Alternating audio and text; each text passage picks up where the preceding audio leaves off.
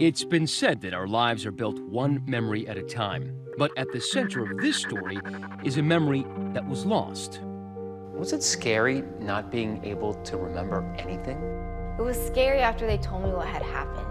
Here in Albuquerque, New Mexico, in 2008, life for 17-year-old Brittani Marcell was as carefree as the sky over the city's annual hot air balloon fiesta. She lived in this house with her single mother, Diane, one of 7 siblings. It was joyful, a beautiful family, and a lovely life, and I couldn't have asked for anything better. But on September 11th, 2008, the unfathomable happened. It was a Thursday, and Brittani would be out of school early. She said, "Do you want to meet for lunch?" I said, "Sure." And she said, "Let's just meet at home."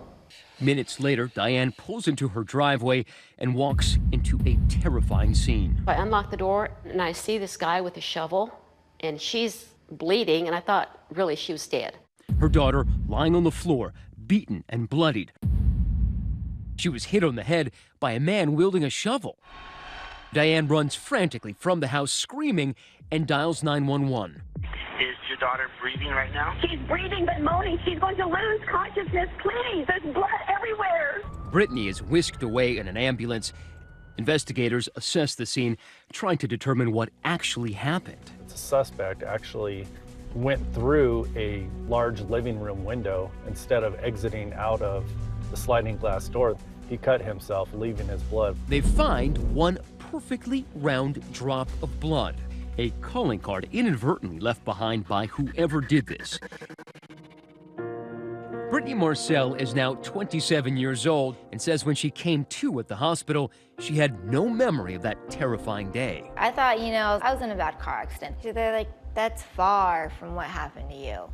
Meanwhile, detectives still have that single drop of blood. They run it through the national DNA database, hoping for a match, but no luck. It was pretty obvious that unless Brittani Marcell recovered memories of the attacker, that the one and only piece of evidence was a single blood drop. 5 years go by, and still no arrests. So now, a frustrated Diane Marcell calls the sergeant in charge at the Albuquerque Police Department, pleading for a fresh set of eyes. She said, "Let me think about it." And then she called. And so I got somebody for you. Detective Jody Gonterman has a reputation for being relentless. And right off the bat, she has an unusual suggestion. I wasn't so convinced that her loss of memory was due to brain damage. I thought it could have been that she was suppressing the traumatic memories that she had.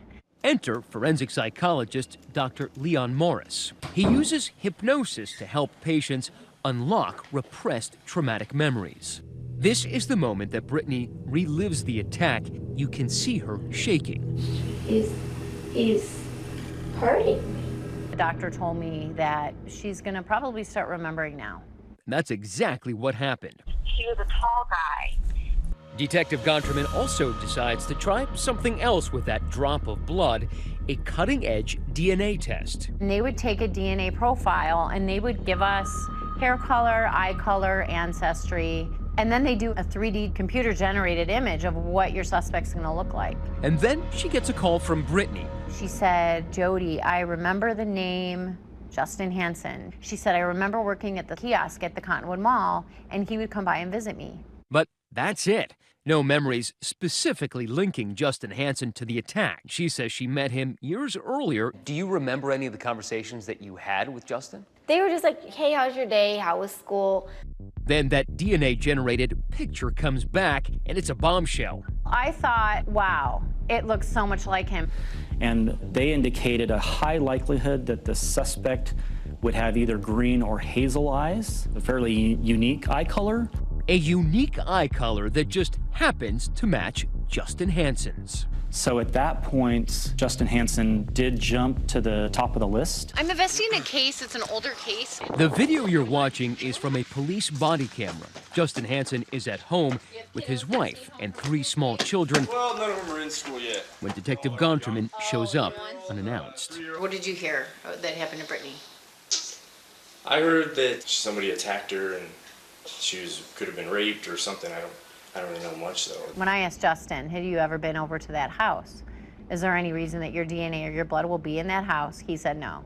Detective Gonterman asks Justin if he would provide a sample of his DNA, but he says he wants to get back to her about that, but she never does. We had to find it. So I met with some undercover detectives and I asked him, can you follow this guy and get his DNA? He was at a fast food restaurant drinking from a cup, and he threw that cup into the trash can.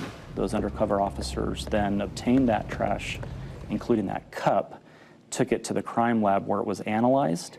After one agonizing month, Detective Gonterman walks into a meeting with the crime lab analyst. She handed me a folder. I opened it up and it was Justin Hansen's photo and she put match on it. Spread your feet. Detectives now have enough evidence to arrest Justin. Detective Gonterman is at the station to meet Hansen. She tells him he's facing a laundry list of charges, including attempted first-degree murder. And he's looking at the possibility of more than 50 years behind bars. And she has something else to say. You did this to her. You did this to her. I didn't do that. You can deny it all you want. I know it's you now. But what eludes prosecutors is a clear motive. The closest they can come up with is that Justin's number was found stored on Brittany's phone. So even though there weren't any recent calls or texts or anything like that, the theory would have been that Justin Hansen was essentially stalking Brittany, even if nobody really knew it. But there's no actual evidence to support that theory. Justin's mother, Doreen Shoemaker, is adamant that her son is innocent. What do you make of that one drop of blood? How did it get there? I don't know. I do know that they also had DNA in the house on both weapons, and it doesn't match Justin. She believes additional testing on those weapons could exonerate her son, but that can never be done. Because back in 2015, a clerical error led to the destruction of almost all the evidence in the case. But prosecutor Waymeyer believes the drop of blood is enough to convict. There is no explanation for that that can be reasonably offered other than the fact that that was left at the time of the attack by the perpetrator himself as he broke that window and fled. Hansen pleads no contest to attempted murder and aggravated burglary. The way my lawyer explained it to me is no contest isn't a guilty plea. It's basically saying that you understand that there is a chance if you took it to trial that you could be found guilty. But afterwards, once you get out of prison, you're going to be a felon, which means essentially it's a guilty plea. But you don't believe that you are guilty. No, I know I'm not guilty. He says rolling the dice on up to 50 years behind bars away from his children was a gamble he just wasn't willing to take. I'm most concerned about not being there for my kids. You know, I love them to death. As part of his plea, Hansen now faces up to 18 years in prison.